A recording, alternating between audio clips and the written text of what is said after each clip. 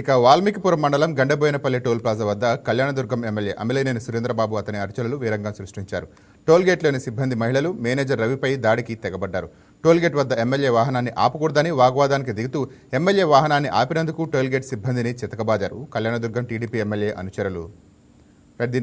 MLA Surendra Babu అనుచరులు tollgate సిబ్బందిని చితకబాది అక్కడి నుంచి వెళ్లిపోయారు. టోల్గేట్ వద్ద ఎమ్మెల్యే వాహనాన్ని ఆపాల్సి ఉండగా సురేంద్రబాబు అనుచరులు నానా హంగామా చేశారు. తమ వాహనాన్ని ఆపుతారా అంటూ టోల్గేట్ సిబ్బందిపై దాడికి పాల్పడ్డారు. ఈ క్రమంలోనే టోల్గేట్ సిబ్బందిని చితకబాదారు. అన్నమయ్య జిల్లాలో వాల్మీకిపురం మండలం గండబోయినపల్లెలో ఈ ఘటన చోటు చేసుకుంది. అక్కడ నానా బీభత్సం సృష్టించి సురేంద్రబాబు అనుచరులు చివరకు టోల్గేట్ మేనేజర్ను కారులో ఎత్తుకెళ్లిపోయారు. మహిళా సిబ్బంది పట్ల కూడా విచక్షణారహితంగా ప్రవర్తించారు. మహిళా సిబ్బందిని జుట్టు పట్టుకొని ఈడ్ చేసి దాడికి పాల్పడ్డారు. దీనికి సంబంధించిన మరింత సమాచారం మా కరెస్పాండెంట్ శివకుమార్ అందిస్తారు చిత్తూరు నుంచి. శివకుమార్ చెప్పండి.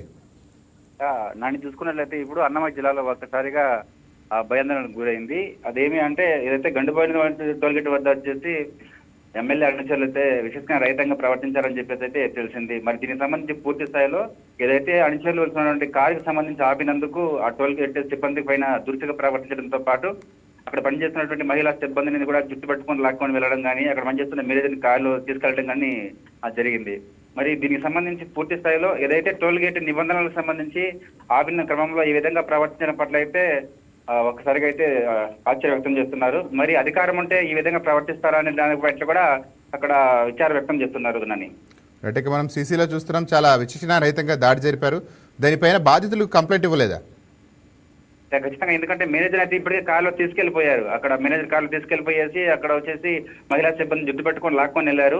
వాళ్ళు ఇప్పుడే సంబంధిత అధికారులకి కంప్లీట్ ఇచ్చినట్టు తెలుస్తుంది. మరి దీనికి సంబంధించి పోలీసులు కూడా అక్కడ ఉన్నటువంటి సీసీ కెమెరాలు మొత్తం పరిశీలించి ఏం జరిగింది, ఎవరు ప్రవర్తించారనే అంశంపైన చూసి చట్టపరమైన చర్యలు చెప్పి కూడా చెప్తున్నారు. నన్ను ఇక్కడ దీనిపైన టోల్ గేట్ సిబ్బంది ఏమంటున్నారు? టోల్ గేట్ సిబ్బంది ఖచ్చితంగా, ఎందుకంటే టోల్ గేట్ నిబంధనల ప్రకారం ఏదైతే ఉందో దాని ప్రకారమే ఆపాం కార్ని. మరి వాళ్ళు చెప్పే విధానంలో మాట పెరగడంతో ఈ విధంగా వాళ్ళు ప్రవర్తించారు. మరి ఈ విధంగా కొట్టడం ఏంటని చెప్పేసి కూడా వాళ్ళు విచారం వ్యక్తం చేస్తున్నారు టోల్గేట్ సిబ్బంది. Right, thank you Shiva.